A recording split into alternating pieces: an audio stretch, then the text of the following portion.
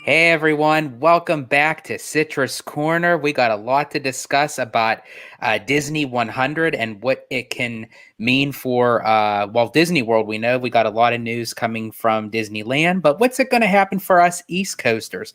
Plus, my first review of Avatar: The Way of Water. Spoiler free, but I'll do the best that I can, folks. And a lot more coming up. And yes, one other thing. We're going live.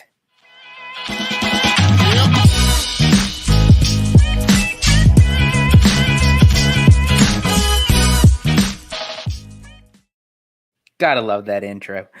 You do. You also gotta love producer OG this time in the back room. Getting Yeah, that in video the kit back up for us. room, absolutely. Thank you so much. We'll explain that a little bit shortly here, ladies and gentlemen. But George, please kick us off. Absolutely. Well, again, welcome, folks, to another episode of Citrus Corner. I'm George, the Disney Family Man. You can find me on my YouTube channel, Disney Family Man 23. You can interact with me on Twitter at Disney George. You can check me out on a new podcast called A Walk with Walt. And of course, you'll find me here on Orange Grove 55 with all that sweet, juicy, but sometimes sticky Disney news and info right here on Citrus Corner. That's right. And because we're talking about Walt Disney World and all things Citrus Corner, I think that's most appropriate. Hey, if you guys want to go ahead and find me, well, you can go ahead and type that in right there at Vash Sky, just below my portal here, right? Where we can have some, as Christine Waysons McCarthy would say, all the robust discussion right there. Pretty good. And if you want to see me, well, it's going to be on the channel you're watching right now at Orange Grove 55, where we have shows like, the one you're watching right now, Citrus Corner, with my dear friend, my brother, George, right here.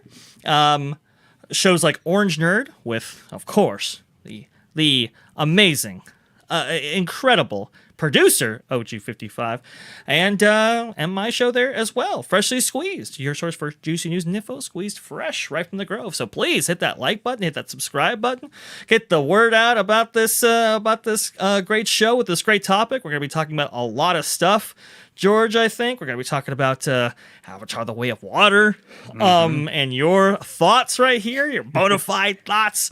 I cannot wait for that. We're also going to be talking about some speculation on Walt Disney World's 100th, right? So I think this is going to be a lot of fun. And for the chat here, thank you so much for joining us right now. We got Theme Park Casual, we got Matthew Burr, we got what is it? Royalty Legends, Kyle Boucher. This is a phenomenal chat right here. So we very much do appreciate you chiming in. OG is going to be joining us here in a little bit. A little predisposed at the moment, but don't worry, folks. He will be joining us. Yes, he will be here, and he should be joining us very, very soon. Sorry, George. I kind of put it all out there. I don't know if I robbed you of your intro. Please, sir, go ahead. Kick off the facilities. Two great minds think alike, because that was pretty much my intro, and I'm glad you I could throw those notes out now. Now I can move on. Sorry, I'm sorry, George. You're fine, brother. I got talking and I said too much. You're good. I do apologize. Not at all. But actually, I thought we could kind of start this off too, which I didn't mention in the intro, of that we just had recently celebrated Walt Disney's birthday. He would have been 121 this year. And that's basically when the legacy began. And unfortunately, we're celebrating another year of his passing on December 15th, 1966. From lung cancer. And so I think that's when the true legacy, I feel, of the company kind of went with Walt, because as much as all these great people kind of carried his name through, but he was the one that created this. He's the one that, and I think it would never be the same without the creator. So I think that was just worth a mention, that, this being the anniversary of his death. So I thought it was worth mentioning. Of course. I mean, 56 years ago today, we lost one of the most amazing men to ever grace this planet. Honestly, I mean, he's a once in a lifetime once in a century type mind. It's kind of funny because I believe Quentin Tarantino's recent film, what is it, Once Upon a Time in Hollywood, right? Mm-hmm. The with the little girl, actress right there. What is she reading when what is it? Oh, the name is coming to me. I know what you're talking about. I can't think of the name Right? of the. I can't think of the character, but the actor, right? Why isn't it coming to me right now? James Cameron, Titanic, right? Leo DiCaprio. Leonardo DiCaprio. Sorry. That's a real. Whew, it's gonna be a long night, folks. Sorry, do apologize. But Leonardo DiCaprio's character, when he actually goes up to this little girl actress, right, that he's working with, what is she reading? She's reading a book about Walt Disney, and she goes on and on about him and how he's this great revolutionary talent, or whatever. And it was kind of a touching moment, right? So his his memory is definitely what is it? It's beloved by filmmakers even today. Yeah. And we keep him alive even on this channel, on Orange Grove 55. It's you gotta honor the man that of what we constantly discuss, whether it's movie reviews, whether it's stuff in the parks, whether it's Wall Street, even, with the streaming service and everything and the quarterly earnings. It all stems back to Walt Disney. It is. And moreover, we fight to keep him part of not just this show, but also of the Walt Disney Company's ongoing legacy when it comes to their products. Right? We were the ones kind of making the charge. I know OG55 was a big part of this as well. So we got to give credit to OG here, but we were all kind of leading the charge after we didn't hear his speech at this most recent Disney anniversary, right? The dedication speech that usually play every single one of those anniversaries. They just didn't play it this year, and we were just like, "Whoa, wait, you can't have Disneyland without Walt Disney." I mean, you have to keep him incorporated wherever you can. And we were the ones praising the Walt Disney Company when they incorporated him into the 50th festivities and the way they did for Enchantment and otherwise. So, and Disney, just so you know, we will be, the OG55 crew will be out there on July 17th at Disneyland. So we're going to be in the park, so we expect to hear that speech. So just want and the hard facts. The hard facts. There you go. That's right, right? The hard facts, we will absolutely be there, and we expect that speech, don't we, George? We do. But this incredible man, I mean, even from what I understand, even on his, deathbed, which would have been 56 years to today, right? He was always dreaming of the future. He was always dreaming of bigger things. I mean, this guy goes from the first sound cartoon in a little studio, right, in SoCal, and when he's passing away, he's dreaming about a future city of tomorrow in the form of Epcot. I mean, just a truly stunning, person that and also irreplaceable. Absolutely. And also his words when he looked out his hospital room window and he got to see the Walt Disney Studios water tower. And I think he said something to the notion to his brother, like, the water tower is looking extra special, shiny today or something, like, and they, from that day on, they kept up with the clear coating and the paint, and they kept it, for his honor, that was, in a sense, one of his last wishes, along with the Florida project, that they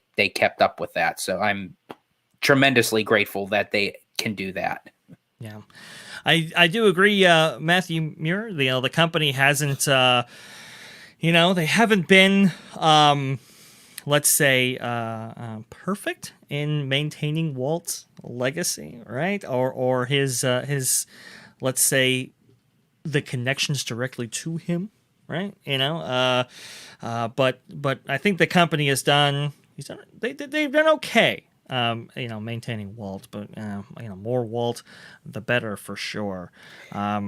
it's just oh, go ahead. Oh no, I was just going to say, and even Matthew mentioned, even Jim Henson, try as he may, could never quite reach Walt's truly extraordinary genius. And actually, I was having a conversation with Matthew on that, where Oh, sure. I do agree. Like Jim Henson was a genius in his own right when when he came up with the Muppets and what have you. But yeah, there's something about Walt Disney. It's like that caliber, that to take something of a cartoon into full-length feature animation to live action to theme parks. You've never seen another human being tackle all those entities into one company. If it's a movie studio, it's a movie studio. If it's a entertainment venue, it's an entertainment venue, but you don't really get too many where it's all hoisted into one. It's crazy. I mean, Jim Henson definitely, I think he pioneered an art form. Walt Disney pioneered several.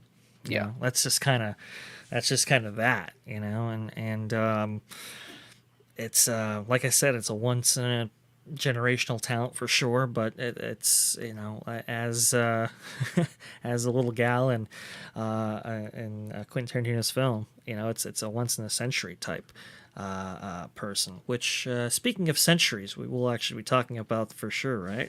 Yes, when it comes absolutely. When it comes to the celebration of, I mean, one of Walt's biggest gifts, the entire company as a whole. But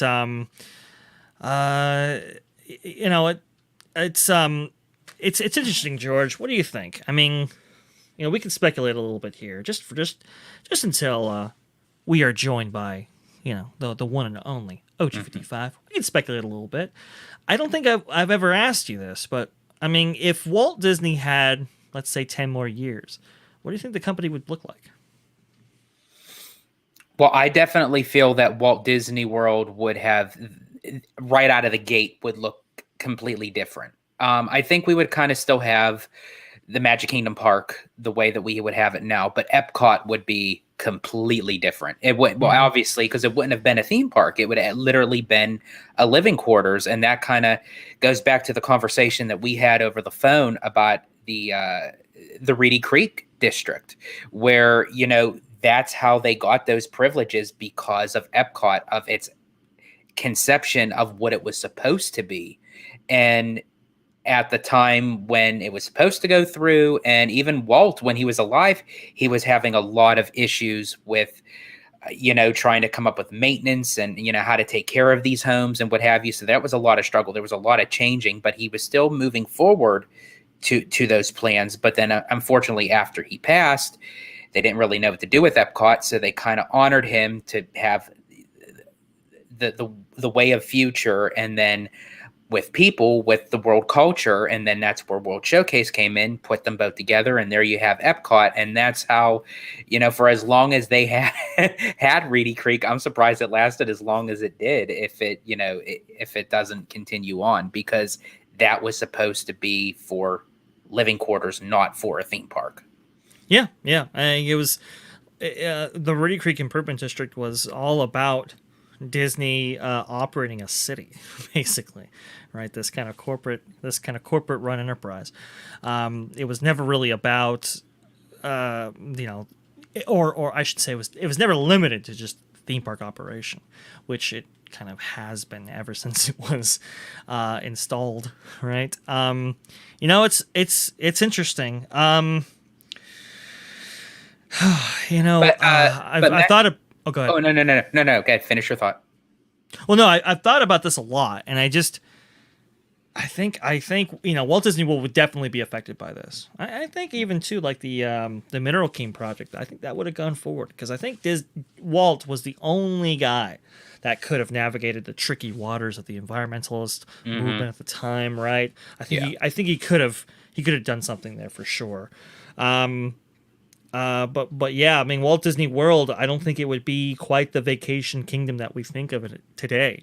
I think it would have been a lot different, and for that reason, it probably wouldn't have been the economic driver that it is today. But go ahead. Yeah. And actually, from you saying that, Matthew Murr asks, good different or a bad different. I don't think it would necessarily be a bad different if Walt still lasted another 10, 15 years, because that would just be the Walt Disney World that we're used to. We're creatures by nature. We adapt to things of how they come along. And I think looking back at it, I don't really think that I would want it to be honest with you, because I am so used to Epcot being a theme park, and I enjoy Epcot. I love walking around the different countries. I love sampling the different foods, the different drinks. And then I'm just going to call it Future World, folks. I'm sorry. I'm not getting into this neighborhood bullshit. I'm sorry. I'm not doing it. So for Future World, and, you can find the ways for space and water and land and earth. And, you got all those elements together, and it's just it comes together of what Walt was really about for his final vision. And that's why I can appreciate Epcot for what it is today. Amir, I was actually thinking that he says here he might have eventually had to retire anyway, even if he was still alive in 1976. I think the one thing that would have been much different is the plan for succession, right? We talk about Bob Iger, right, and what his plans for succession are now, and that being one of the big reasons why he's been called back in the first place. But with Walt Disney still alive and kind of understanding, hey, I'm, getting up there. It's, I'm in my 70s here. How can we start thinking about a plan after me, right? Maybe he would have set things up a little bit differently in order to, have his vision carry on, but also kind of set up an executive strategy in which to, prolong the company after him in a way that he just wasn't able to do back in 56 years ago today. But before we carry on, we got to introduce our brother, the OG of the channel himself, Mr. Orange Grove 55. How you doing today, brother? Yes, Yes, I am doing fantastic. It is great to be here talking some Walt Disney. It's crazy. Like, today is obviously a sad day. December 15th is the anniversary of when Walt passed away. But it's amazing what this one man did, how this one man changed the world. And there was actually, on the day that he died, on CBS Evening News, there was a reporter, Eric Severeid, and I want to read you a quote from that broadcast. And I think he really summed it up greatly in this one sentence. Please. He says, he, meaning Walt, probably did more to heal or at least to soothe troubled human spirits than all the psychiatrists in the world. He really did. I believe that. I definitely believe that. Yeah, he really did. The nation definitely, but the world really mourned when Walt passed. He was the type of person that he didn't want anything back in return. Just the love of his fans, the love of the people, and that's what he quoted. That was his greatest reward, was just for being in the business for so many years that he could give to the communities, to the people, everything that they would want in entertainment, whether it's film, television, theme parks, you name it. If Walt's name was on it, you knew that it was top notch. The interesting thing, before I came on, you guys were talking about, like, what if Walt lived longer? What if Walt, never got the lung cancer and he lived into his 80s, which would bring him to like 1980, 1985 ish, right? That's a very interesting thing to kind of consider here, is like, what would have happened to Walt and his legacy had he lived another 10, 15, 20 years? I mean, look, when he passed away in 1966, I mean, the company was at its highest point ever, but who's to say he would have been able to continue that? What if he opened the Epcot that he wanted and it was a failure? Yep. Right? What if that happened? Or what if, who knows? A million and a half things could have happened in those next 10, 15, 20 years, and it would have changed everything, absolutely everything. So I don't know. It's wild to consider. we forget that Epcot was a risky venture. I mean, Yeah. it was, it was. I mean, it's why the executive leadership was like, "Well, wait a minute," And at that point, Walt was having to respond to shareholders. Right? The company had gone public in the 50s, and now it's like, okay, now you have other interests at play there, and that could have gotten real dicey had Epcot gone forward and not been the success that he envisioned it. Could have taken the entire company. Who knows? Could have been bought out by some other company or corporation, which we know were circling the waters after his death. Well, and the other interesting thing too is that his passing also kind of paved the way for other creatives to sort of step in, right? Like we probably wouldn't have had a Howard Ashman if Walt lived into 85, 86, right? Probably wouldn't have. That would have changed that whole direction. Everything changes. It's like Back to the Future, right? That's why you don't mess with the past, Marty. Yep. Everything happens for a reason. Things go in line. You may not like it at first, or you may like it at first, and it can turn out to do something successful or a complete disaster. But you always get something out of it. Yeah. And Lovelow is saying here, how would Roy's death in 1971 affect Walt if he lived longer? Fantastic question. What if Roy went first? How would that have impacted Walt going forward? That would have been, I feel, the end of Walt Disney World before the first shovel of dirt been turned. Because Roy was the business side. Roy handled the books. He handled the money. And as much as I love Walt, without his brother there first, he wasn't too good on the spending of the money. He had to have his brother kind of reel him back in. So as much as Walt would want to give us more and more, he could have put the company in financial debt. It's interesting because Walt, he told Roy, hey, you know what? Go ahead and retire. We're all good. We can hold the fort here. And Roy was on. He stepped out.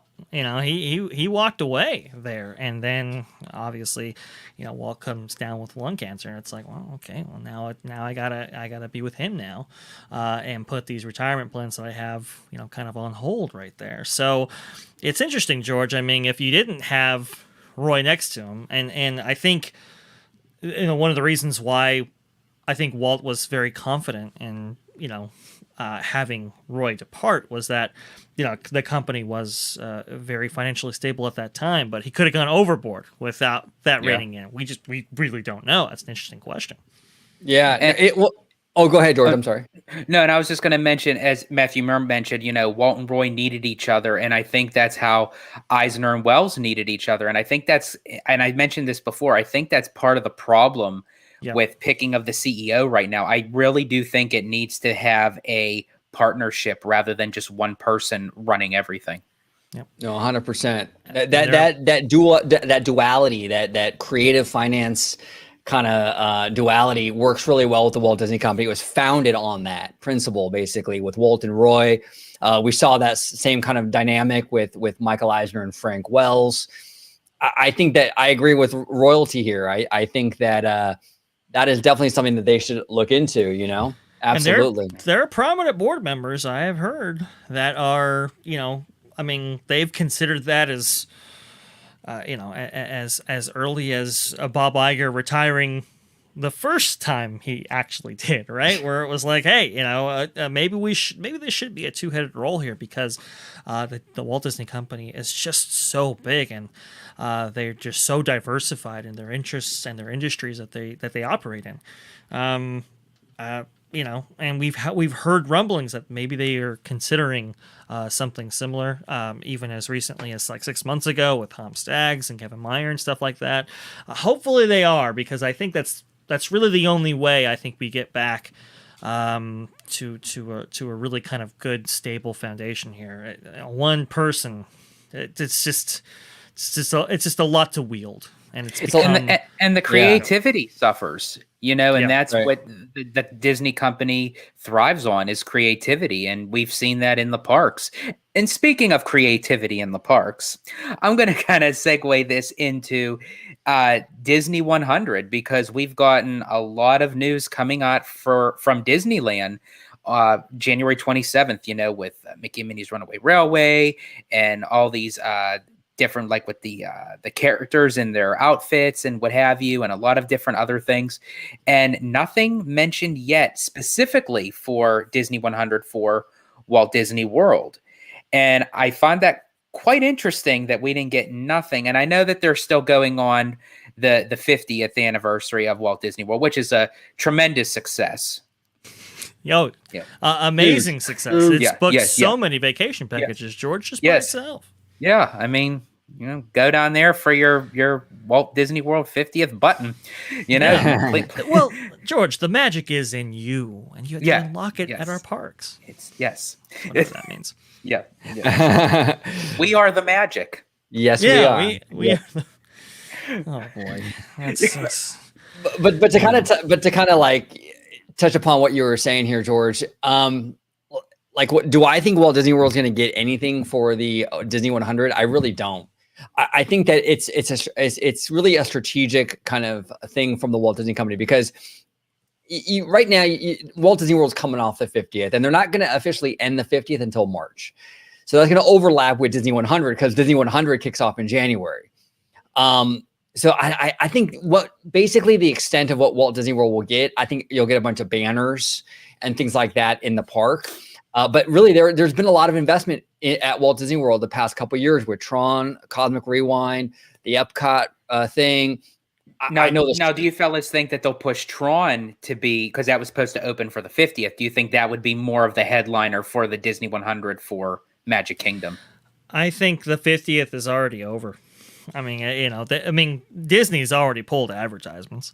They've already pulled their marketing spend on the 50th. So internally, it's pretty much over. Yeah. I think they're absolutely going to tie the opening of Tron to the Disney 100, and that's kind of like, I think that's where the company's going right now. I don't think they're going to have anything like new for the for the 100th, right? But I think they're going to brand some stuff that was already on the sheet, right? That was already on the slate for 2023 and 2024 as things for the Disney 100 celebration. Yeah, I think that's where what the play is right now going forward. So what you're saying, Vash, is that we're getting nothing.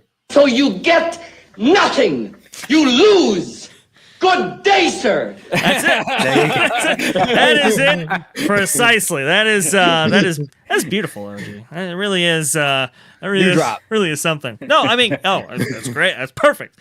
No, and that's kind of the sad thing is that, well, I mean, the 50th kind of failed, right? And what is really the incentive for these executives to throw more money at a new celebration coming off of, one that was so lackluster? Just, I mean, they're it's like days apart or whatever. It just doesn't make much sense. I think they're going to take the easy way out, brand some things as Disney 100, anniversary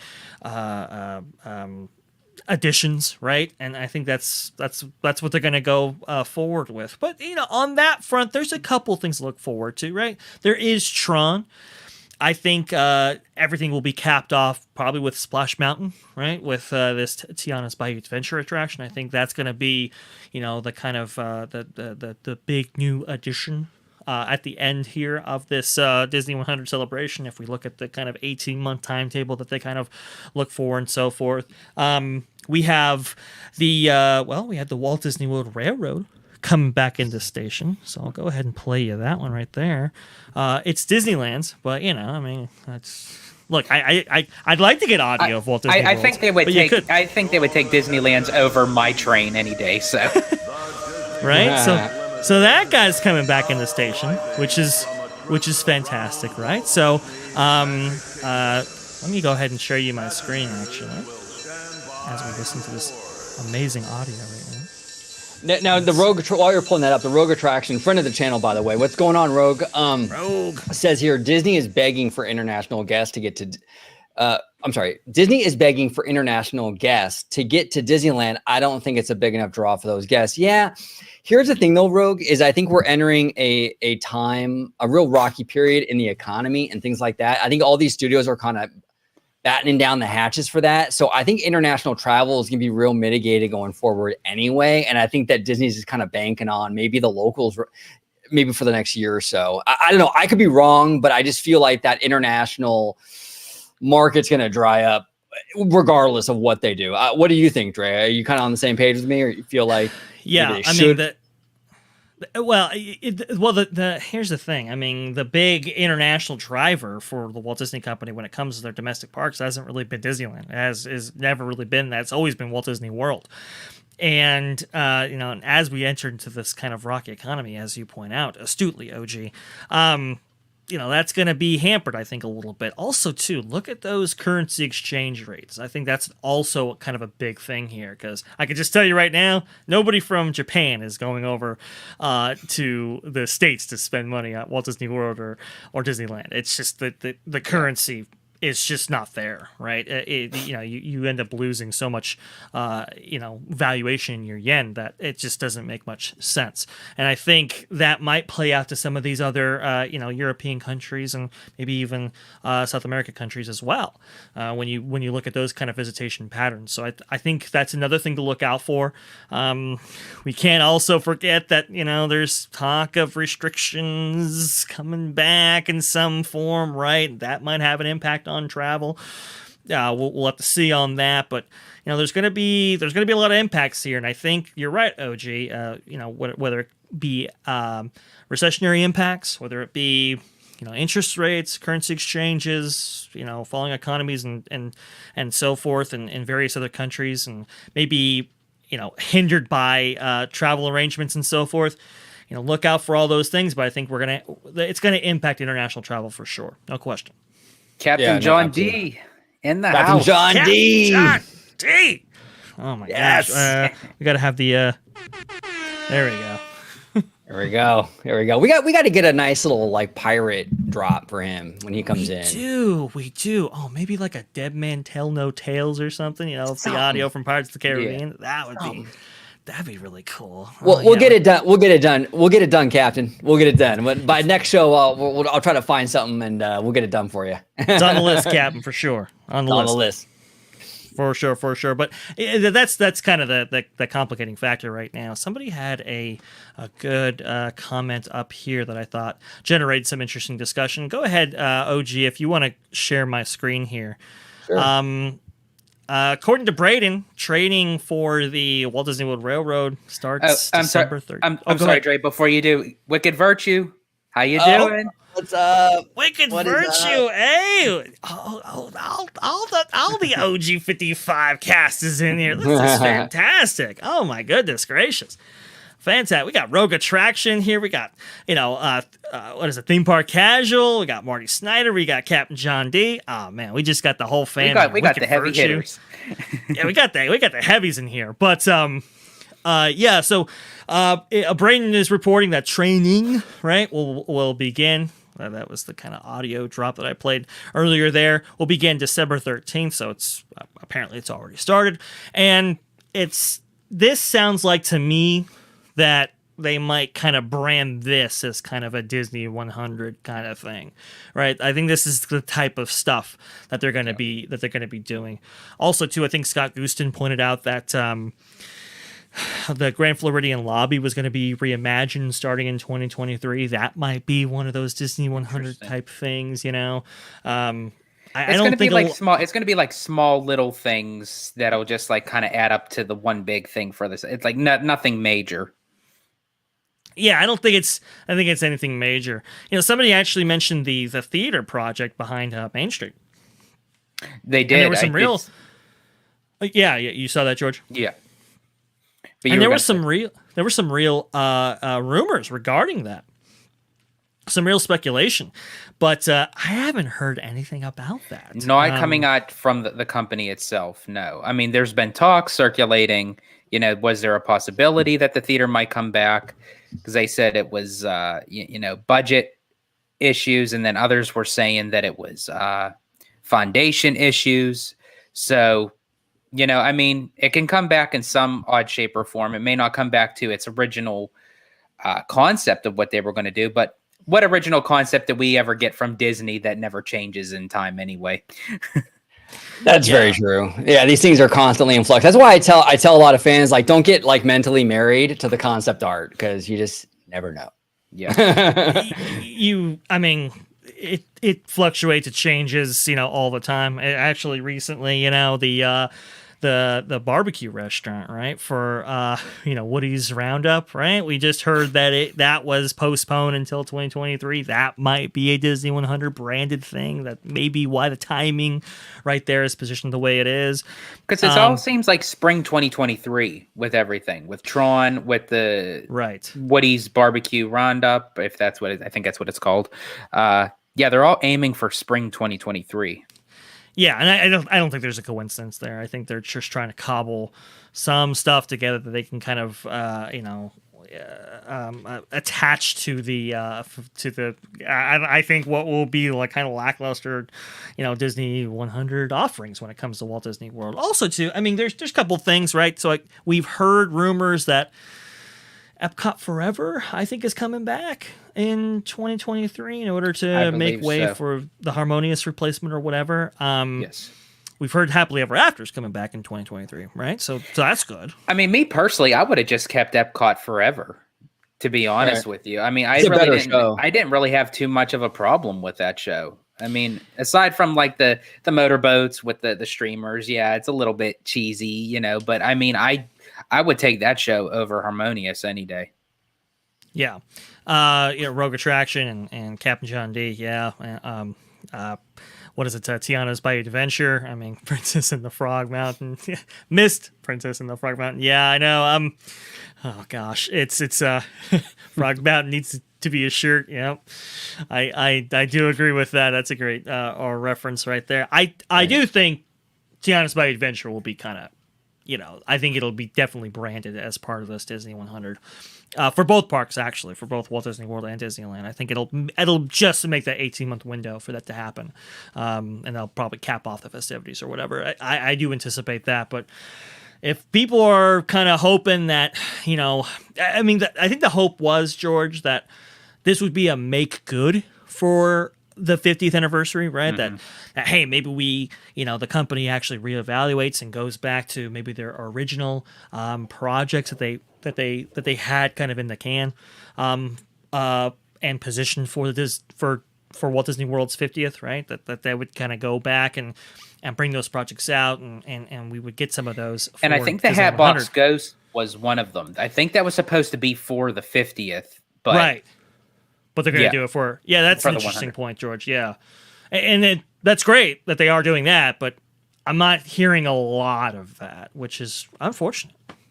Yeah, Princess in the Log. That's like the best name I've heard yet. Oh, Princess in the Log. Good.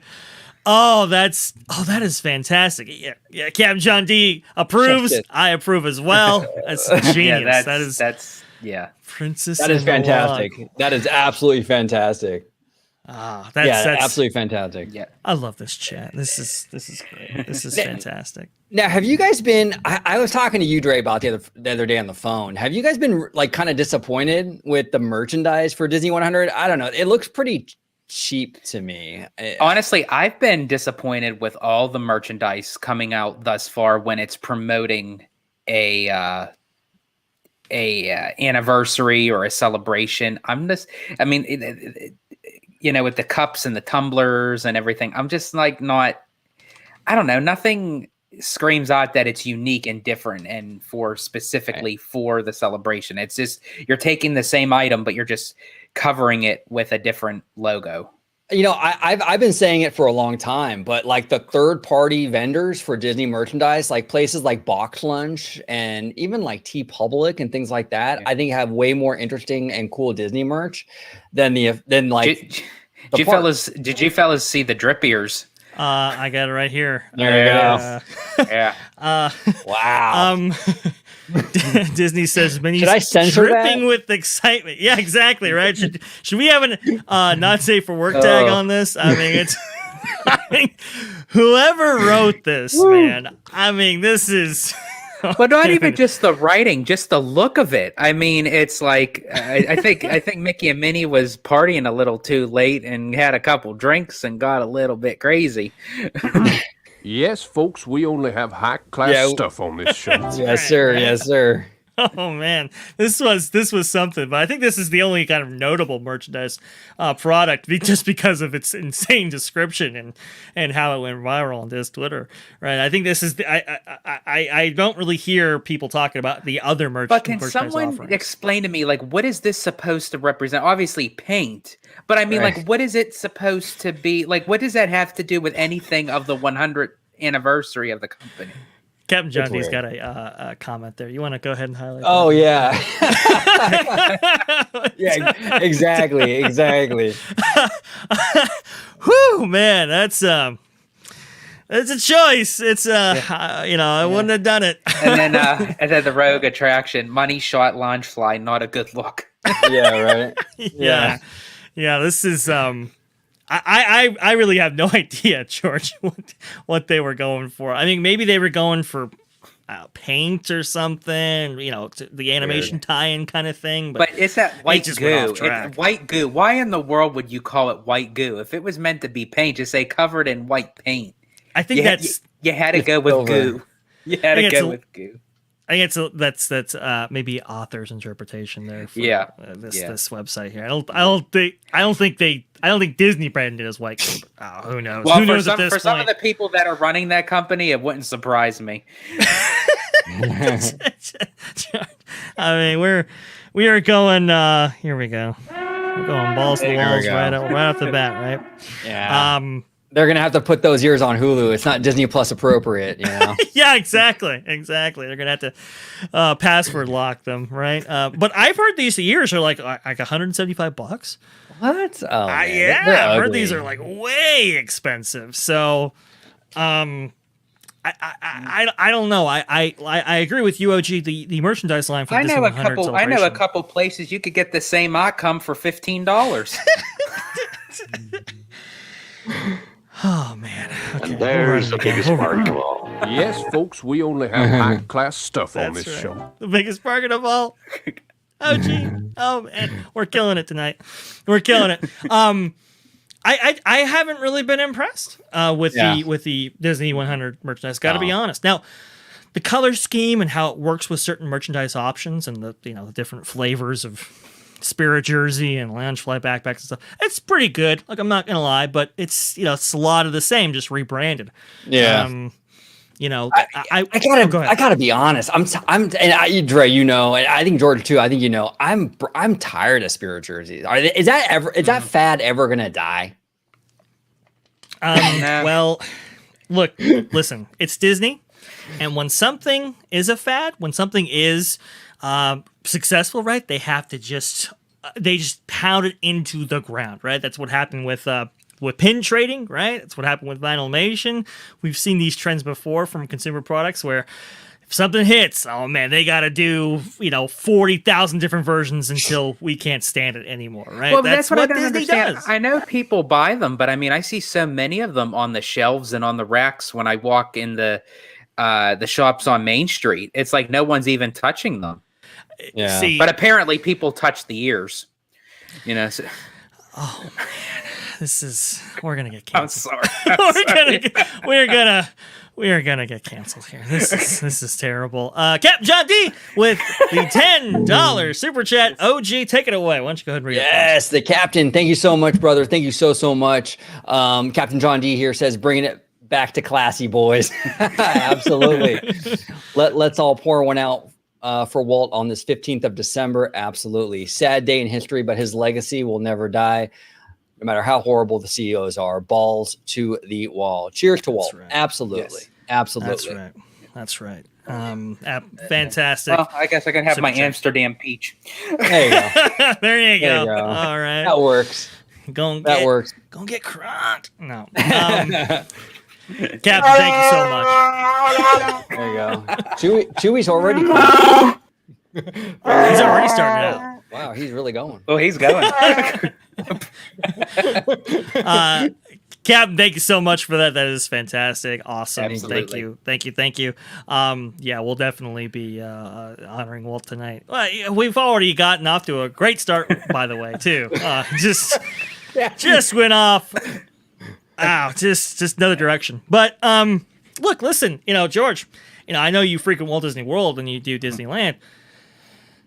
I don't think the Spirit jerseys quite sell like they do in California, right? Because California, we have the the Santa Ana winds that come in, right? And it's so close to the coastline that the weather gets cool at night and stuff like that. I know Walt Disney World can do that, right? But it doesn't do it frequently, especially in the summer. So I think that that kind of spend on that. So the Spirit is different. jerseys sell more at Disneyland. I think they do. Okay. I think I typically see when I'm looking at pictures of the parks and comparing them. I typically see more Disneyland guests have Spirit jerseys. I think that's why they've kind of continued that. I don't know. I agree with OG. It's like, come on. I mean, how many different flavors of headband, lounge flyback pass, and Spirit jerseys are we gonna get? It's just that's one thing. The one thing, George, that I think the 50th did really well. Some of those merchandise offerings were really, really good. And what's actually interesting, and this actually ties into my job, we got a lot of Walt Disney World 50th merch for Hallmark. Really? So, yeah, and I have to say, actually, some of that merch was much better than the ones you would actually see in the park. Well, and that's what I'm saying. Like with that third-party vendors, I mean, Box Lunch is crushing it. Hallmark would be another one of those third-party vendors. These places are just doing, I don't know. I go to the parks and it's just the same old stuff over and over and over again. And none of the stuff in the parks, like in terms of like apparel, it has like any level, like there's no subtlety anymore. It's just like now glitter. Did you fellas know? I'm for sure you guys heard of it. That I think the name Joyce Hallmark, that they were actually really good friends, Hallmark and Disney, and that is why to this day Hallmark can license Disney merchandise. Oh, interesting. Really? Interesting. Mm-hmm. That's 19. I'm trying to do not quote me because I know we had a history book on it of the history of Hallmark, and actually the relationship between Hallmark and Disney was fascinating. And I think that started back in 1931, I believe. Wow. Yeah. Cool. That's very cool. I did not know that. That's a long-lasting relationship. That's crazy. And that would have been the beginning of Disney's licensing push with third-party vendors and so forth to really get product out there. So that kind of lines up. That jives, let's say. That tracks as the new. As the kids say, that tracks. Tracks. Down below, we got Mr. Marty Snyder with a $5 donation. Marty, thank you so much, brother. Friend of the channel, Marty Snyder, says, I love this channel. Keep it up, guys. Well, Marty, we love you. Thank you so much for your support, brother. It means the world to us. Thank you. Yes, absolutely. Thank you so much. That's fantastic here. Fantastic to hear. We try to really, put in the content that us ourselves would like to watch, right? So us hitting that's a real tune in next week. We already got the risque ears. Who knows what they're going to do with the mouse tails next? You never know. Oh boy. Oh yeah, you never know. You never know. We're gonna get so canceled. Okay, it's nice while it lasted, Marty. But we were just having this discussion, OG, this third-party vendor thing, where it's like some of this merch that's coming out, it really is kind of high quality versus what's sold in the parks and so forth, or by Disney in general.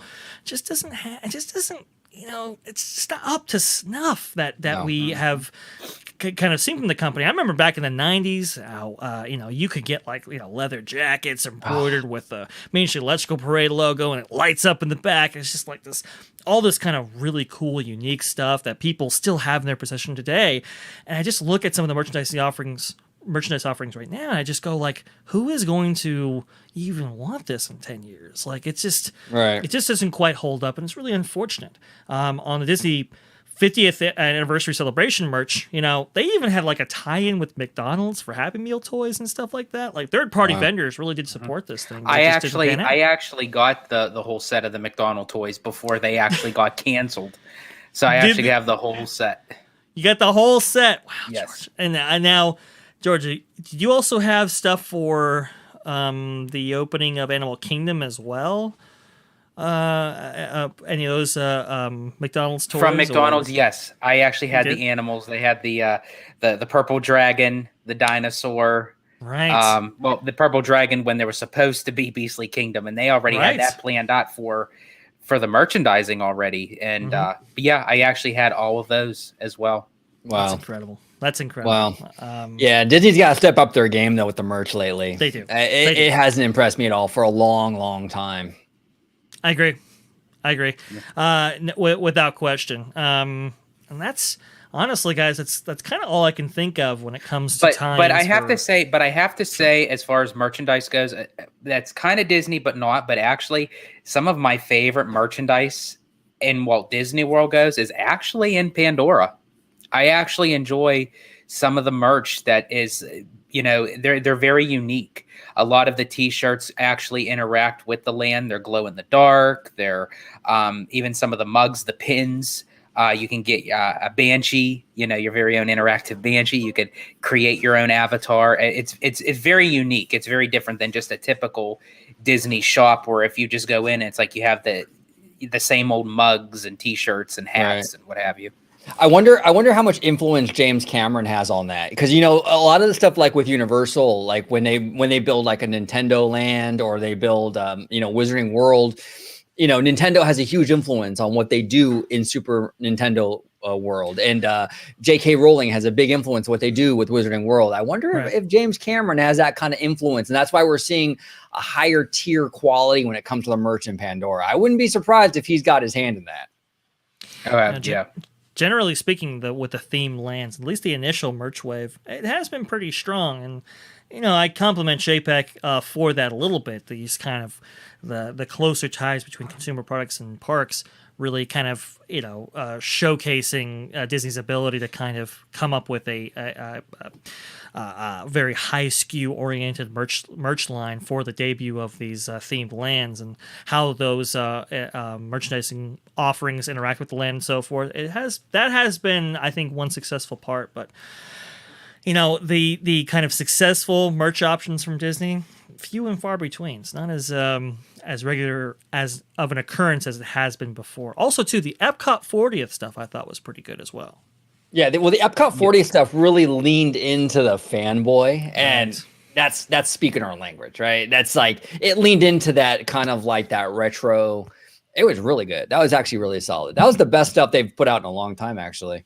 I think so. There was a couple items I was looking at like, ooh, that would be nice right there. So, it happens, but it's too rare. Hopefully they overcome that. Now, I think that's all I can really think of, guys, for Disney 100 for Walt Disney World. Is there anything else you guys can think of that they might kind of integrate into this? Because I really can't. I think right now that's it. I mean, unless Disney throws us a curveball, how they always do, and just like throw something completely out there last minute. But I think that's pretty much it. I think we may get more news on the Hatbox Ghost and maybe some banners that you guys mentioned, Dre, Princess and the Log, like stuff like that. Yeah. Yeah, exactly, right? I could see them maybe throwing in like a projection show for Hollywood Studios. Maybe. That's about. And then Happily Ever After coming back as well. Yeah. Well, the newer rendition of Happily Ever After. They could have a tag like they did for Enchantment at the very front. Well, that's possible. Yeah. So, we'll just have to keep an eye out and see. Yeah, and it's kind of like, I mean, if I was to kind of use YouTube as like kind of like an analogy, right, of like what Disney's doing here in Florida. For example, if I sit down one afternoon and I record 3 videos, right? Yeah. I'm not going to release all 3 videos at once, right? Like, because you're kind of cannibalizing yourself in a way when you do that, right? You're gonna schedule them out, give a little breathing room for each one. Yeah. The issue with Walt Disney World is having the 50th and all that. You don't want to cannibalize yourself with now another celebration on top of the one that you currently have. That's even this live Citrus Corner right now, folks. You're watching it live, but technically this is last week. So we're scheduling it out, right? Right. That's kind of what the point I was trying to make with the executives. It's like, what is the incentive to really buttress these things up here in a way that just confuses consumers? Is kind of what the deal is there. So yeah, you'd want to spread that out. Like I said, I think they're going to kick off some things with Tron and stuff like that, and they're going to rebrand in that way. But I don't expect a big push, just for the reasons you say. OG Marty Snyder, love the I love that OG's R2 had Christmas lights in it. Yes. Yeah, I mean, Marty, this is actually interesting. There's actually, and I was planning on doing a video on this, and I still might do it. There's an Etsy artist who actually, if you send her your droid, she will do any paint scheme for you, any color scheme for you. So this was a regular R2 unit, and I sent it to her to do OG55 colors. And I'll go ahead and share it with the audience. It's pretty cool, man. It's a great little. She does a fantastic job. I mean, she even like ages it and everything. I mean, you can see it's kind of like dirty, like, right? It's weathered, and that's a hard. It's hard to do. I mean, that comes at a cost, and she did a phenomenal job on that. I wonder if she could do that white goo drip. Probably good. The white goo Disney 100 branded droid. Coming to an Etsy shop near you, folks. Yeah, for sure. Absolutely. But I was just say, before we move on to the next topic, just to kind of sum up the what will Walt Disney World get for the Disney 100. So you get nothing. Yep. You lose. Good day, sir. I think that sums it up nicely. Even rogue attraction like the DVC Poly. Yeah, I thought about that too. But here's the thing: they haven't even like broken ground yet, from what I understand. Like, there's no steel in the ground, and it's going up real quick. It might not even make the 100. So that's kind of why I kind of left it off the list. So I don't know. Yeah, Captain John D. That might be one of the things that they just spring up last minute. Yeah, and then the next day you see the cranes. Right, yeah, it's possible. There you go. There you go. If Epic Universe is good, people might leave Disney World for Epic Universe if it is good. Yeah, I mean that's kind of the speculation, right? In terms of how much cannibalization will actually happen, how much the center of gravity will shift in Florida. Some people are predicting a lot. Others, it's like. Even Disney, I think they're a little bit like, let's wait and see. And I was just going to say, I think that's why they're waiting too. Why invest anything into something that if they don't really have to and they're still making more over Universal, then they won't touch it. Now, if Epic Universe is widely successful like Wizarding World was, then I feel like Disney is going to retract with that of how they did with Galaxy's Edge and Pandora and Toy Story Land and what have you. And we haven't talked about it actually as a team yet. I did a solo video on it. And I think Dre, you touched upon it yesterday on Theme Park Wizards channel. But I did a solo video the other day on this, where I think, look, they offered, for those of you that are not aware, NBC Universal offered company-wide retirement packages, voluntary, for anyone over 57 and who's been with the company, I think, for 10 years. You can go ahead and share my screen, OG. Yeah, you can absolutely. And apparently, like a ton of Universal Creative, which is basically Universal's Imagineering wing, took Universal up on this offer, and their entire SVP, all the SVPs are basically gone. They all retired now. And I made the point on the solo video, like, look, it's not unusual for a lot of these executives to like take advantage of such a retirement package. But what is unusual is how many are taking it. And with only 2 years away from this big theme park opening, I think that's a red flag. I really, really do. I think it's a real red flag that all these executives are jumping ship before what should be their swan song, this new theme park that's really poised to be very successful. Why are they all leaving before that thing opens? I think that's weird. Do you think they thought that maybe they can get a one-up off of Disney by offering this package, not realizing that people were going to actually retire right at the chance of giving them this notion? I don't know if it interacts with Disney at all. Because I don't know. I don't think Disney is in the market for senior leadership like this, to be frank. But I think it was just NBC Universal looking to cut costs because of incoming economic recessionary impacts. The Wrap made note of this. To your point, OG, what makes the retirement of so many executives at Universal Creative even more befuddling is that Universal is set to open a new high-tech theme park near the Orlando Convention Center in 2025. Epic Universe, of course. But it's interesting because Screenscape actually had the scoop on this, right before Thanksgiving. essentially. And I thought that was really, really interesting because, we were going to feature this, OG. It was in my tabs here of talking about this, and we never did. And we certainly never connected it to Universal Creative at all.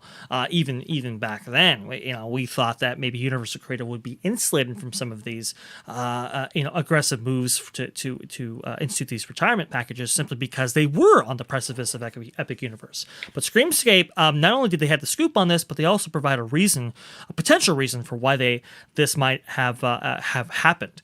I'm told that several high-profile names have agreed to take the deals, including a few staples from the halls of Universal Creative, despite being in the middle of the build-out of the new Epic Universe theme park.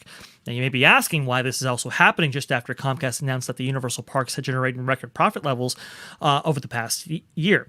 I'm told that the answer is a timing thing, as this is in reaction to early warning signs of a possible recession, on top of the fact that Universal is unlikely to repeat the same level record of profits next year. So by offering some early retirement packages before the end of this year, they can write off those benefits now and go into next year's financial reports with lower operating costs that will help offset any reductions in earnings next year. So that's kind of maybe one of the reasons why they didn't necessarily insulate some of these retirement packages from Universal Creative specifically. Look, and you're right, OG. We have heard from several sources, including Mice Chat, who is saying that pretty much all of their SVPs, pretty much all of their senior management positions from Universal Creative have taken NBC Universal up on their retirement offerings, and they're leaving the door. And the point that I made on Theme Park Wizards channel, which I'll go ahead and make right now, is that culture, that dynamic, that group dynamic, and the culture there within is a very fragile thing. When you look at when you look at it, and I'll give this an example. Let's say you have 6 people, right? And let's say you trade out one of those people on an annual basis, right? Well, that incoming person that comes in on that annualized basis has enough time to kind of be, let's say, accepted within the group dynamic, right? To take on the customs, the philosophies, and the communication patterns and so forth of that group. That culture is maintained, let's say, with that slow kind of integration process, right? Well, what if you have 4 of those people replaced? Well, right. Well, now that group is completely changed. The culture dynamic, the traditions, the kind of philosophy, the communication patterns, all of that is substantially changed when you have that many people actually leave. Now, the Wrap article goes into how they have a plan for succession or whatever. They have a plan in which they can maintain that cultural dynamic. Honestly, I think that's a bunch of hot air, like OG55 brought out. I just don't see that culture being maintained in the way that they might envision on paper, or might be leaking to the press, and how that might actually go out happen in reality. Well, and our friend Theme Park Wizard says, I'm telling you, more positive, better culture is coming. See, here's the thing though, Wizard, and that could be the case.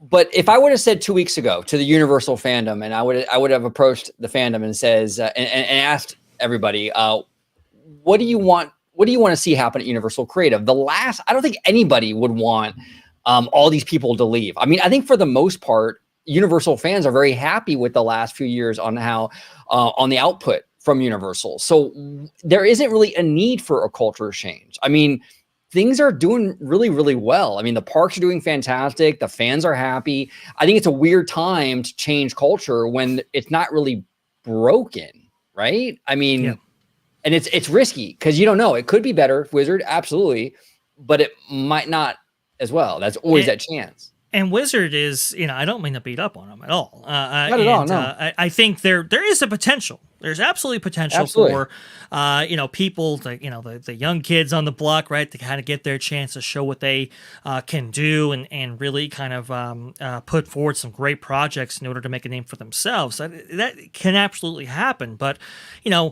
Screenscape is saying that this is kind of a cost-cutting thing, right? That they're trying to offset operating costs, right? Well, if that is the case, Wizards also saying no more Fast and Furious Supercharged. That's the assumption that they're going to continue bankrolling big projects going forward. Well, if you're cutting, these kind of senior staff positions that have been here for, a decade, even more, that doesn't tell me that they're going to stay with the same level of spending.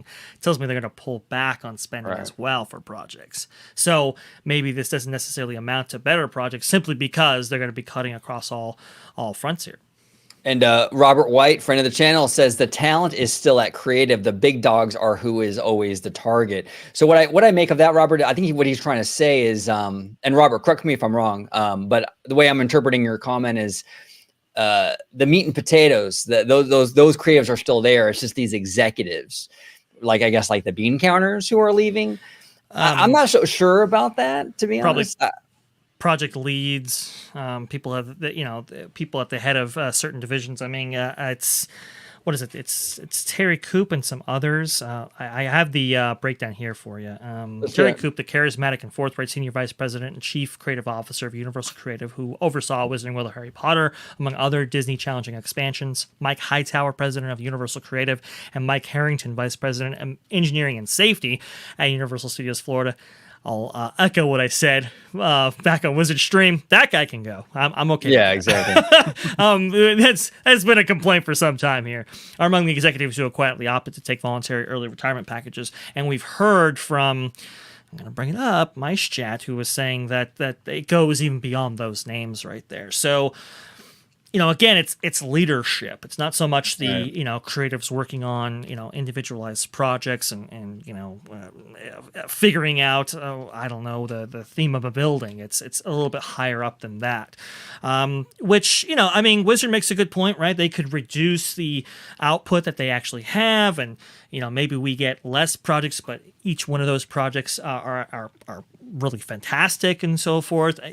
Again, all these things are possible, but seeing just juxtaposing this kind of stuff with Disney, that doesn't necessarily actually happen. I understand Universal Creative is a different thing, but when I hear about companies cutting costs, when I hear about the company downsizing in some areas, especially on the brink of a big project like this, it doesn't tell me that they're setting themselves up for future success. It tells me they're pulling back. But yet a lot of people in the community don't even really talk about it. If this same thing happened at WDI, it'd be all over the place. Yeah, it'd be all over the place. It would I don't see anyone talking about this. I think we're the only ones who have been, us and Theme Park Wizard are the only ones that actually done videos on it. I haven't seen it anywhere else, to be honest. Yeah, and that's why the people come to our channels, right? Because they want to hear stories like this, stories off the beaten path, let's say. But OG, you were very astute in kind of connecting the dots here, along with some others. And Mice Chat brings us out beautifully here. Universal's creative staff have been grumbling at industry events recently that their mega theme park project in Orlando, Epic Universe, is getting less and less epic by the day. What the project was promised to be and what it's shaping up to be may not be living up to its grandiose name. And OG, you were making the connection that, hey, are these executives, maybe they're not just taking golden parachute packages, maybe they're actually jumping ship before this thing actually debuts, because maybe they're having cuts made here. Do you think lack of faith in what the project is actually turning out to be? I mean, that's the optics. I mean, it's you would think this would be a lot of these executives' swan song. We're hearing this thing is going to be an incredible park, so why wouldn't you want to see it through? Now, I made an example on my solo video. Kathleen Kennedy's on her way out. There's all kinds of rumors. I know Kathleen Kennedy rumors, but these are pretty significant now. And all signs point to her retiring in 2023. But what is she doing? She's waiting until Indy 5 gets released. Okay, that's typical of these executives. They want their name attached to something successful before they leave. Sure. It's really strange that all these SVPs are leaving when this assumingly successful park is going to open in 2 years. Why would you leave before that? Why wouldn't you have that under like that notch in your belt, right? Why wouldn't you have that? It's odd to me that all of them are opting these packages and not really taking advantage of this thing opening in 2 years. I find that very alarming. Now, it could just be an assumption that's completely wrong, you know, but I think that it for me, it is kind of a red flag a little bit. It's odd.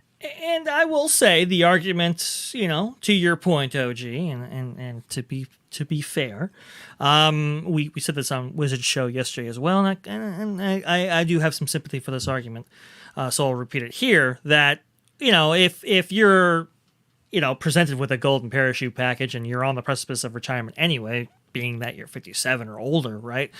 Do you know, not take up that offer now and maybe wait till maybe deeper cuts are actually made? I think it would be, you know, maybe foolish to not at least consider that if you were a person in that position, right? And that could be playing out here. It just could be like, hey, look, listen, this could be a better package than I was scheduled to actually get myself, you know, when I was coming up on retirement, when I was going to, you know, see myself out, right? So maybe I just take the money right now and go. And honestly, I can't blame anybody for doing that, especially when, you know, a recessionary impact's going to actually occur. Well, look right? at Joe Rody and Kevin Rafferty. You know, that when they found that window out, they decided to take it because, again, would you blame them? Like everything that was happening during the time of their retirement. Yeah, I mean, Joe Rody for his retirement out of WDI. I know he's doing other stuff, but that kind of makes the point that there's something going on at Universal. Like, because you said everything going on at the time. Do you blame them? Right. So it's kind of like. It's a motivating factor when there's drama behind the scenes to like take that package, you know? So I don't know. And we heard from, I'm not going to say our source's name, Dre. We'll just call him Dude, Trust Me, Bro. We heard from Dude, Trust Me, Bro, that he's been hearing for over a year now. There's been some issues behind the scenes at Universal Creative. I thought that was a really interesting comment there, OG. You know, I mean, maybe that is actually possible, right? Especially when you have so many people leaving the ranks of WDI, probably wanting to get into Universal Creative in some type of capacity. Maybe those jobs are a little bit more competitive than they ever have been, right? You know, and so that could lead to some tumult there.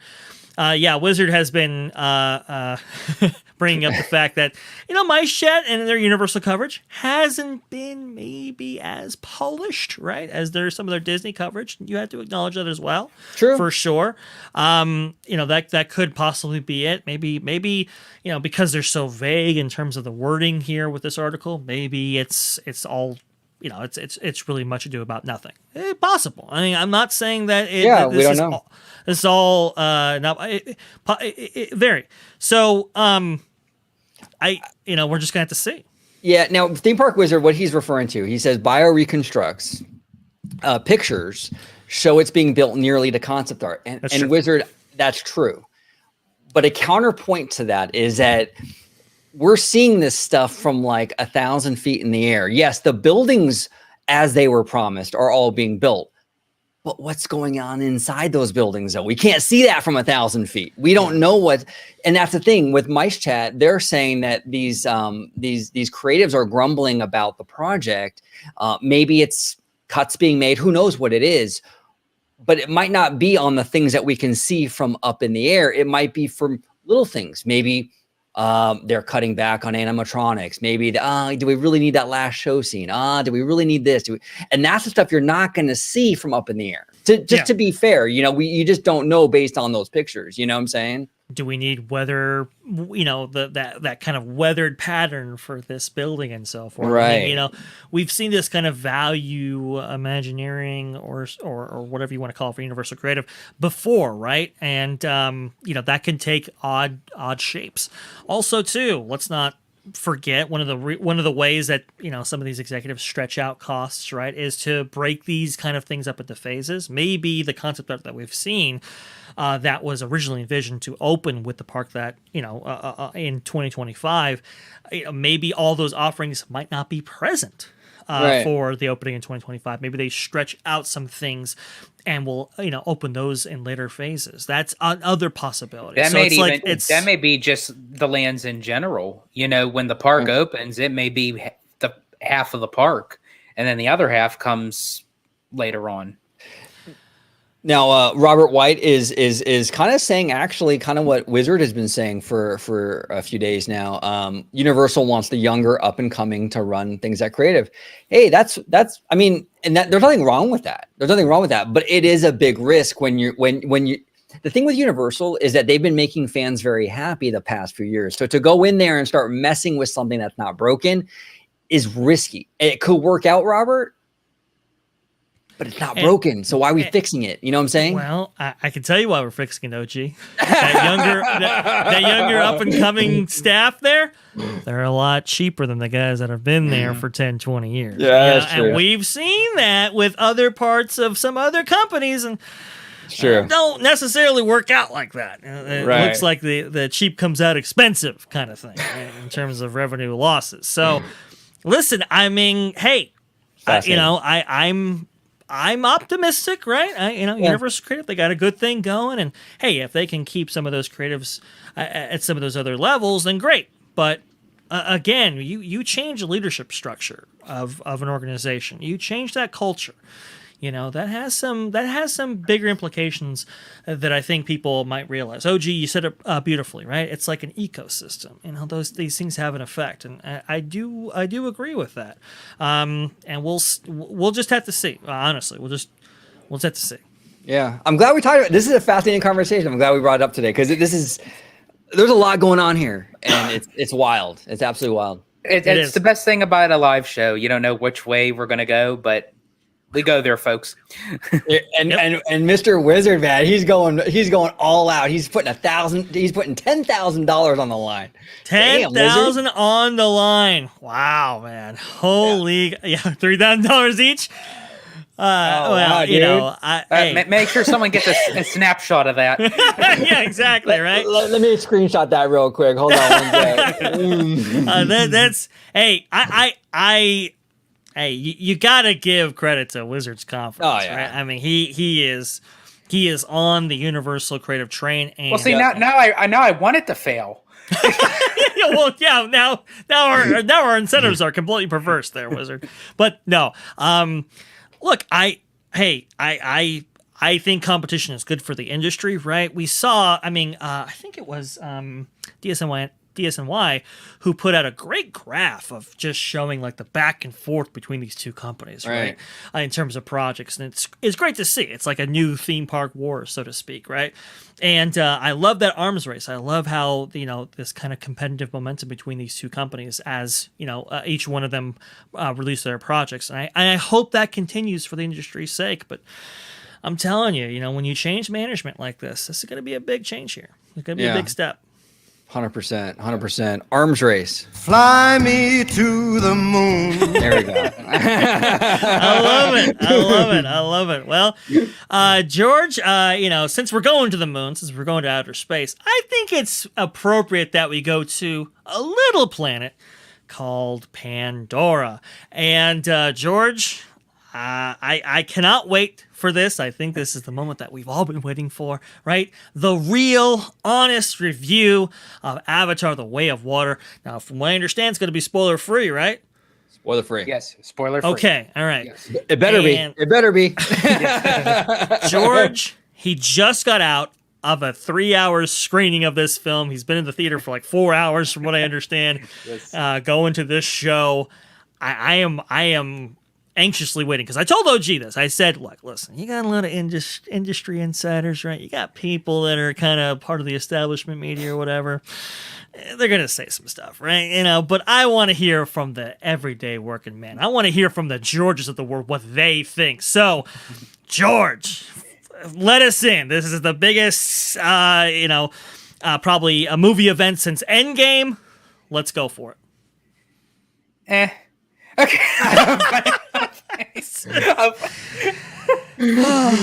And you heard it here well, good night, everybody. Thank you. I do appreciate it. I'm just joking. No, it was my expectations going into this film was nothing too high, but nothing too low. I was just middle ground, because it's James Cameron. I know that he's going to give us some sort of wow factor, but my question was how big of a wow factor, especially a film that was in talks and preparation, anticipation for over almost 13 years from when the first Avatar came out, which was a tremendous success.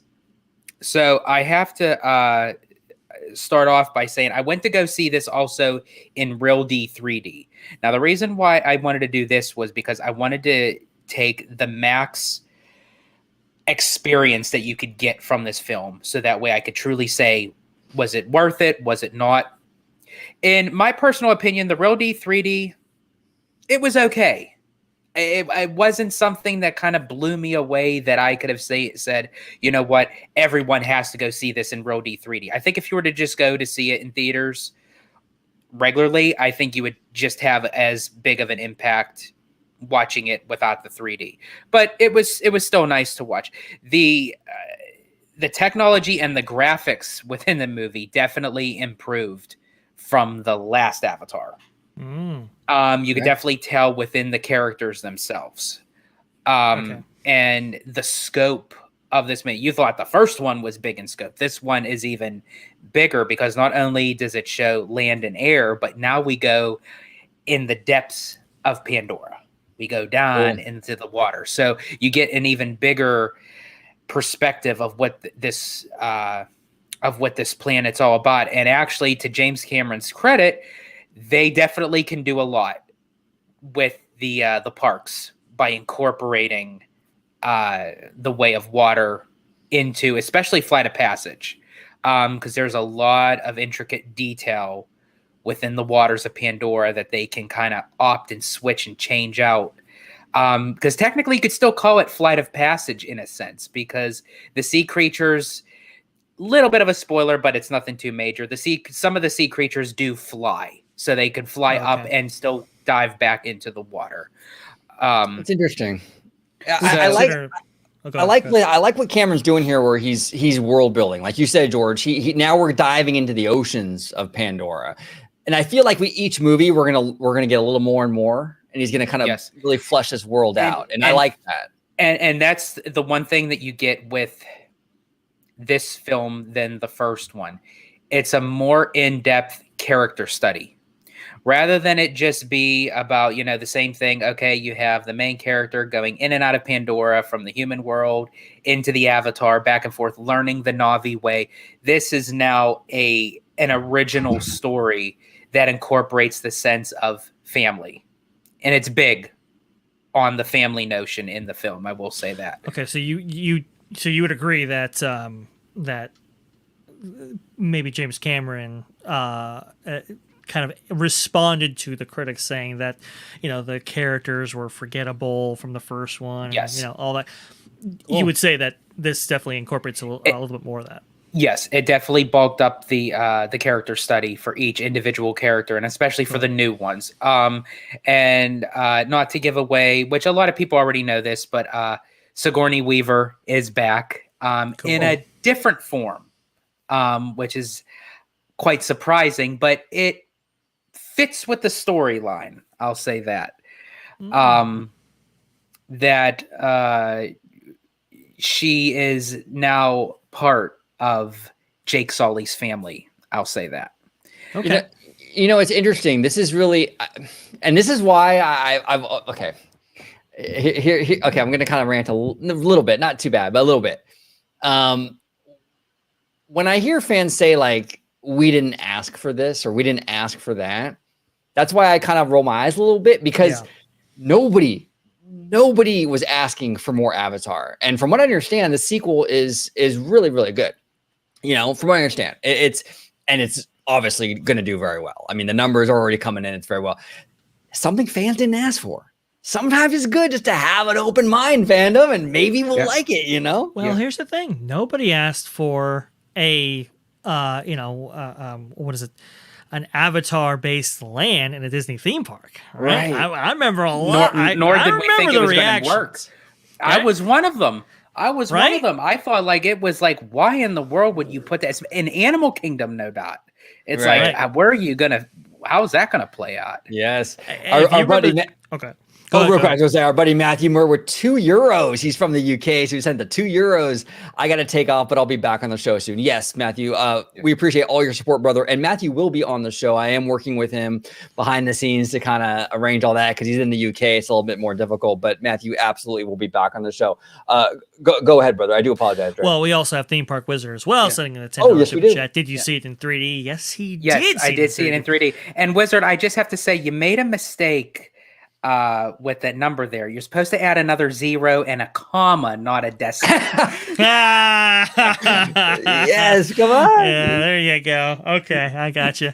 Look, hey, listen. I remember hearing, when Avatar was announced for Disney theme parks, a lot of people were like, "Oh, dude, this doesn't belong in a Disney theme park. This is Right. ridiculous. I can't believe they're doing this." And now it's one of the best theme park lands ever to be, bestowed upon any theme park. So it just goes to show you that, hey, even though you don't ask for it, sometimes that could be the best to supersede expectations. Let's say. Never know. Captain John D here. Can't go wrong with a Jim Cameron movie. To be honest, even if it's a low T Cameron, it's still him. Yeah, that's true. Hollywood needs him right now. Yeah, I mean, they need blockbusters. Honestly, they need blockbusters. They need to get people back in these theaters. They need to have event filmmaking again, and a guy, let's say, that's got that mass market appeal.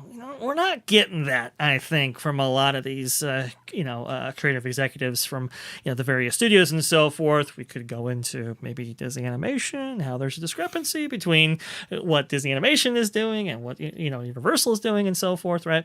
But this is definitely a win that they need, not just for Disney, but for the entire industry. I will agree. Yeah, and then Marty Snyder says 23%. 23% behind No Way Home sales already for pre-sales, and he's right.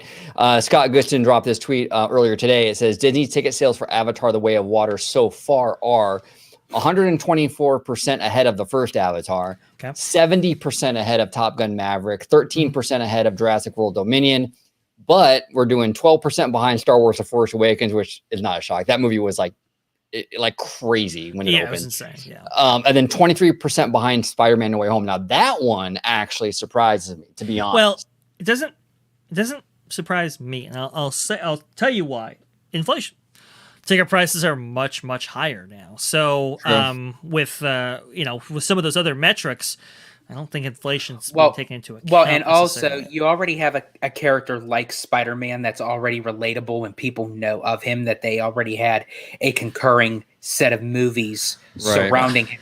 Where now you have this movie that Cameron now has to get people back into Pandora, so to speak, after a 13-year absence. And I think that's going to be his obstacle with that. Well, think about it. No Way Home followed right after Endgame, which was the biggest movie ever, right? So it had a lot of that momentum pour into No Way Home. So, that happens. That's I think that's going to occur. Marty Snyder doesn't really need $2 billion to break even. No. If so, it won't profit Guru Minions. No, I don't. No, there's absolutely no. Look, I've heard this is going to be a very expensive film, expensive film, right? And the marketing spend, I know, has been extremely, extremely expensive, but doesn't need to necessarily break $2 billion just to break even. No. Probably needs to break over $1 billion to break even. Oh, yeah. Okay, like that. Yeah. I think that's a distinct possibility here. But $2 billion? No, I don't think so. And I think I could be wrong, but I think when Cameron was saying it needs to break like the top, like the top 5, I think he said, or something, grossing films of all time. I think he was talking more. I could be wrong, but I think he was maybe more domestic numbers. I think he was right. Yeah. Just about to say, I think those are like domestic numbers, which is that's a big difference. It's a big chasm right there. And we know this is going to be, like the original Avatar, this is going to be an international trendsetter as well. Yeah, and Theme Park Wizard says second weekend will be key. No, absolutely. Yep. This movie's going to crush on opening weekend. There's no doubt about it. It's already crushing. Yeah. Well, the second weekend is gonna tell everything. It's all about those legs. Yeah, well, and especially too at the amount of time when it was released, that's when people go on their winter break. for the holidays. So you're going to Right. have a whole 2 weeks worth of people being off of work or off of school. That'll definitely help with the ticket sales. Now, I do have to say, on a negative note, Okay. the one thing that for me was the length of the movie. And this was an issue that I had with Wakanda Forever, because both of them came in at over 3 hours.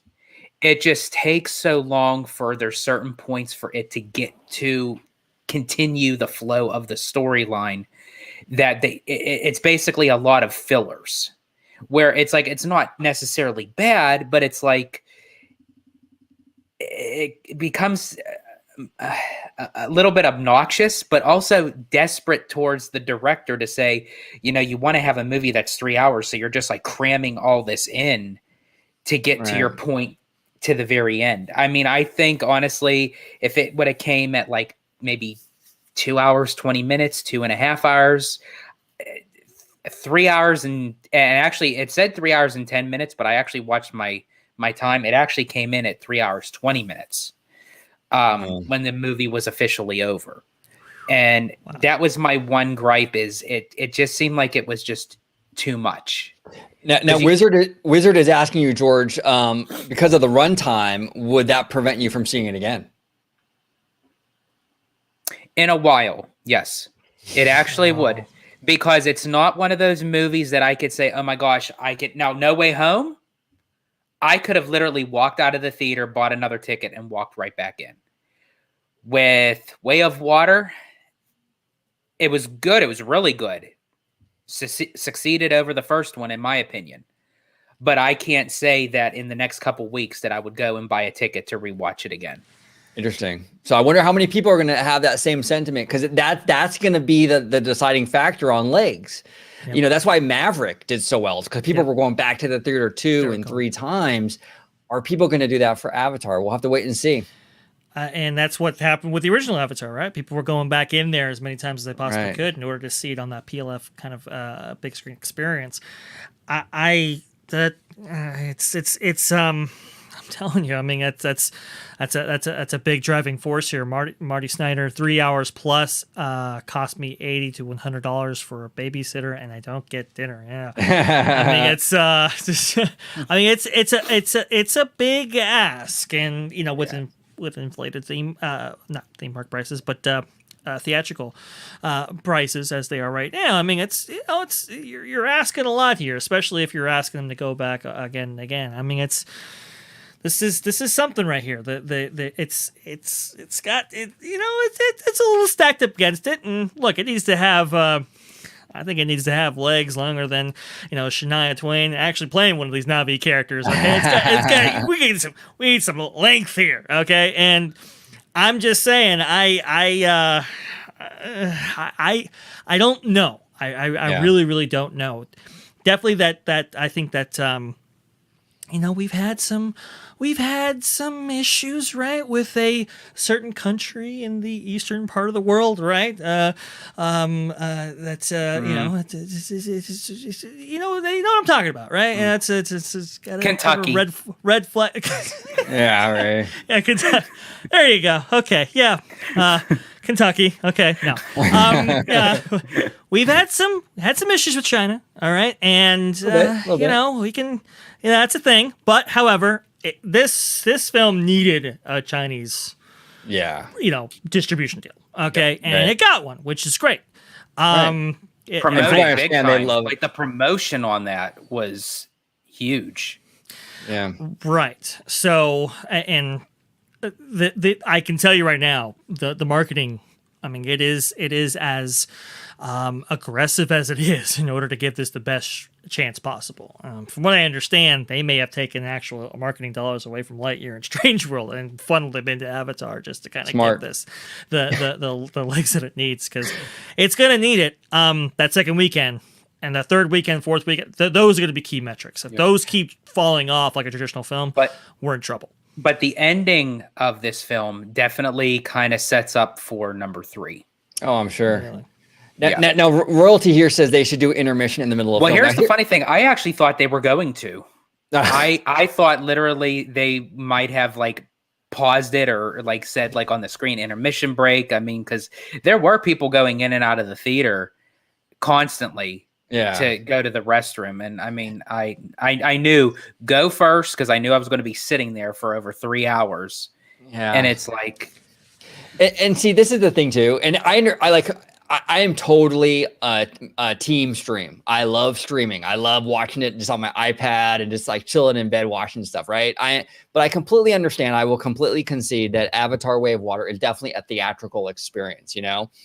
But man, I mean, this is one of the things, like 3-hour movie. It's hard. It's hard to sit through something like that in a theater, you know? And that's what I felt kind of hurt Wakanda Forever. It was a great movie, great story, but I think they just stretched it just a little bit too long.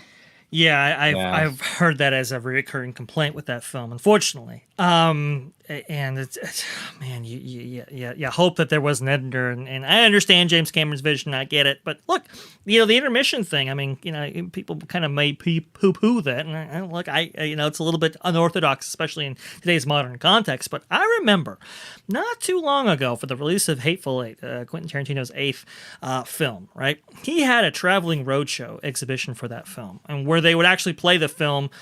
An extended release of the film in Panavision 70 and you know, in the old film format, and you can, when you're in that theater, you can actually hear the projector spit up behind you, and you can hear you know, it was an awesome thing. It was a kind of definitely a step back in time, but because the film was so long, they had an intermission in the middle. Wow. And it was interesting. I was like, wow, that's kind of an interesting thing, but it worked because that film was so long at that kind of extended length that it was. I think it was well received by the people in there. It would have been interesting to see an intermission placed in the middle of this film, but alas, they didn't actually do that. And I think that's gonna hurt a little bit. I think 3 hours is a long time to ask for some folks, especially in the TikTok age. Oh yeah, exactly. No, Dre, that's a great point. I was actually, you read my mind. I was just going to say that. I mean, we're dealing with a generation, and I'm not throwing shade or any disrespect towards, you know, younger people, but the reality is we live in a world where young people have kind of the content is like thrown at them in little bite-sized pieces, like you said, Dre, like with TikTok and what have you, and they're much more accustomed to that quick kind of soundbitey stuff. Are they going to be into sitting in a theater for 3 hours? I don't know, because I'm not that age. That's not my generation. Maybe they would be. I don't know. But I will say this, though. James Cameron, and I've said it before, has some kind of deal with the universe. He manages to pull through every freaking time. So I certainly wouldn't bet against him. I wouldn't. Yeah. Now, when I got to the theater, now, mind you, this was in the middle of the day on a Thursday prior to tomorrow's opening weekend for the movie. But there was only, I'm trying to think, it was not a full theater. It was, I would say, a good maybe 18 people total in the theater. Well, yeah. A Thursday night opening like that, it's not totally uncommon, but you'd like to see a little bit more. I mean, it's a big film. It's got to make some money, and it's probably going to be front loaded. Yeah. It's an interesting observation for sure.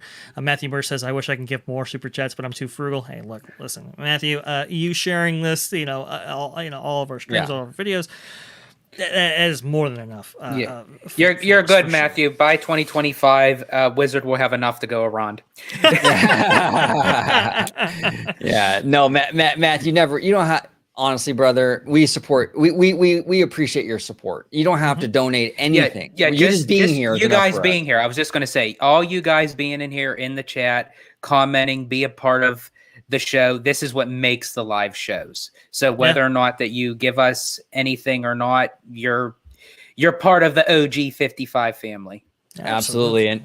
And Marty Snyder is saying theaters need dude made $1 billion on the idea two people can't use a door to float on. Interesting. Yeah. Titanic. All right. The dude made the door or whatever. Oh, okay. Yeah. Okay. So dude made $1 billion on the idea of two people can't fit on. Okay. because Jack died and that whole thing. That's a little Yep. deep cut. Deep cut. But yeah, I mean, I'm telling you, James Cameron is the GOAT when it comes to this stuff. He manages.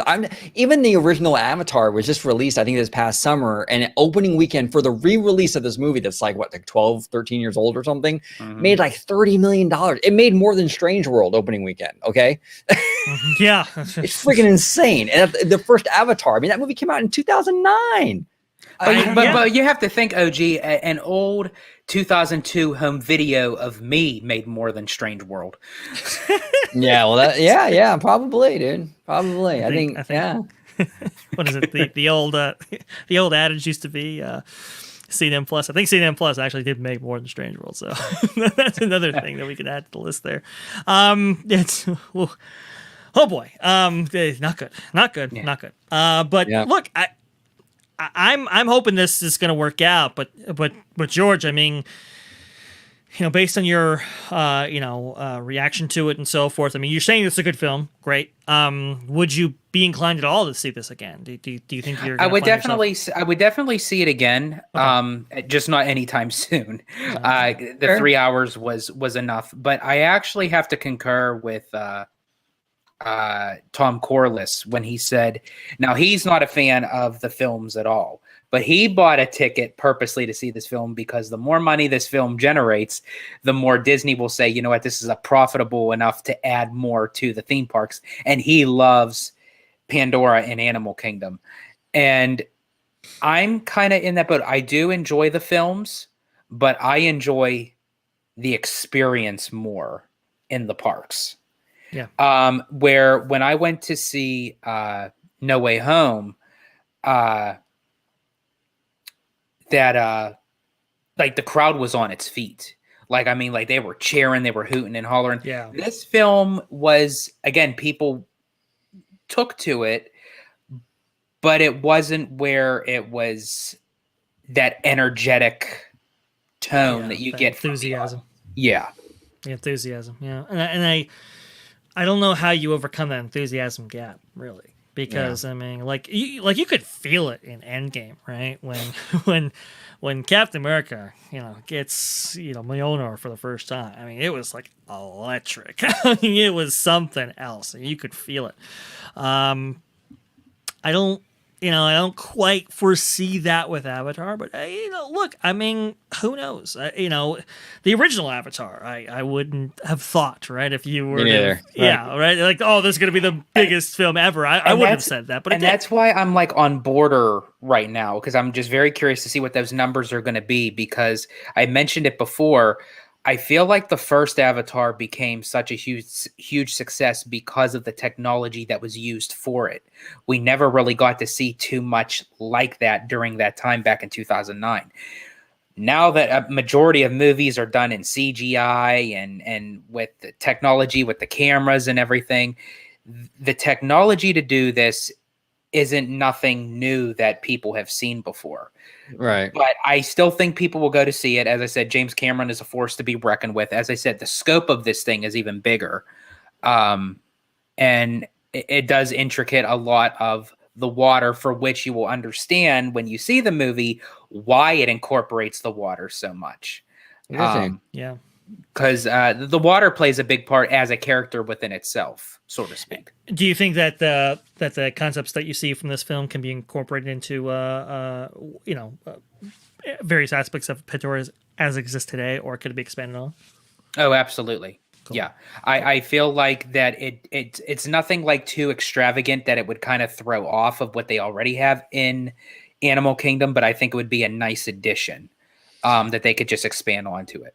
What's funny is that the first Avatar movie was criticized for basically being like outer space Pocahontas. And then from everything what George is saying, this sounds like outer space Moana with the water and the family. It is just an observation. Just an observation. Hey, could you say it's Avatar: The Way of Water inspired by Moana? There we We got to go. do the cross-pollination synergy there. Go ahead. No, I was just going to say, and what's kind of funny is those creatures, they kind of resemble the Wayfinders. Oh, right there, right? Theme Park Wizard. There you go with his comment there. George, real fast, real quickly, because I know we got to kind of wrap things up here. Yep. Unfortunately, we got some hard outs and things that we have to attend to. Thank you so much for people for coming on board here. But one last question for you. Yes. One, would you recommend the film? And two, what's your rating out of 10? Absolutely.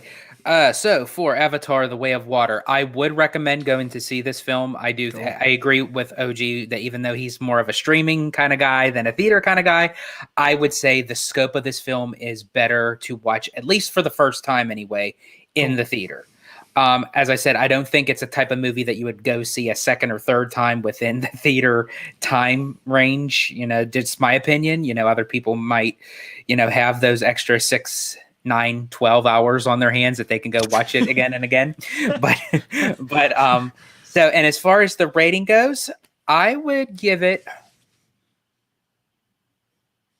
a solid 8.5. That's pretty good. That's pretty good. Okay.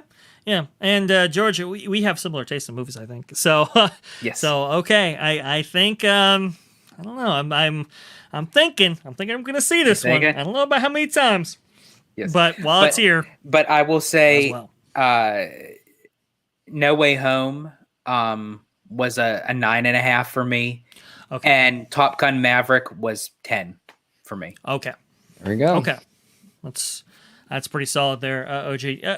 I'm sorry, George. OG, do you have any more questions for? No, fascinating. I don't know if I'll see it in theaters. I don't know, but I'm rooting for this movie for a number of reasons. Number one, I think it's a very important movie for Disney because, well, it cost a lot, and I don't want to see anything fail. And number two, hey, they spent $70 billion on Fox. If this thing doesn't do well, that whole purchase looks even worse than it already does. And number three, as much as I'm a streaming kind of guy, I think this movie will be a good thing for the theater business if it does well. So all around, I'm rooting for it. Probably won't see it in theaters though, to be quite honest. Yeah. Okay. All right. Okay. Well, right. folks, Interesting. There you have it. Where we just got done with another live of Citrus Corner. I want to thank you both for joining me, my brothers, my partners in crime. So I'm going to start down below. Oh, and thank you to everyone in the chat. You really make the conversation add on to your opinions, your thoughts, your comments. And again, anything that you want to throw in there, it can end up happening on another live show or another recording, so don't be shy. Throw, your comments down below, like, subscribe, smash that subscribe button. Smash. Hulk smash! Nice. I like it. I'm going to start down below. Mr. Vash Sky, Dr. Dre the DA, Producer Dre, all those hats. Where can everyone find you on social media, sir? Well, I have to tip my producer, Captain OG55, holding down the fort here for us in the early part of the show, so thank you for that. Hey, the best place you can find me is going to be at Vashguy on Twitter. It's right down there, just like it's spelled. Go ahead and type that in for, as Christine Waysons McCarthy would say, for all the robust discussion right there. And if you want to see me, well, it's going to be on the channel you're watching right now at Orange Grove 55, where we have shows like the one you're watching right now at Citrus Corner, right, with our dear friend, my brother, Disney Fan Man 23, or George right here with Citrus Corner. The amazing, irreplaceable, just incredible OG55, my other brother from another mother, right here with his show Orange Nerd, and of course the classic flavor of Orange Grove 55 right there. And you can find mine as well at Freshly Squeezed, your source for juice, news, and info, squeezed fresh right from the Grove. We didn't play it earlier, so I think we do because it is a live show. We'll do it live. Do it live. I'll write it and we'll do it live. Thing sucks. And I just want to go ahead and thank the chat right here. You are the reason why we do these right here. I mean, it's just it's so cool to interact with you guys. It definitely keeps me nimble and on my feet. So I want to thank every single one of you for coming in. Also, to give the shout outs to Theme Park Casual, Wicked Virtue, Matthew Muir, everybody who has actually joined us right now. Thank you. Theme Park Wizard had an interesting comment saying that his channel actually earned more than Strange World. Well, look, I don't know if it earned more than Strange World. It definitely got more eyeballs than Strange World if you look at those YouTube statistics. So Give him a subscribe as well. Wizard has a YouTube short that I know for a fact got more eyeballs than Strange World. And he knows what I'm talking about. Yep.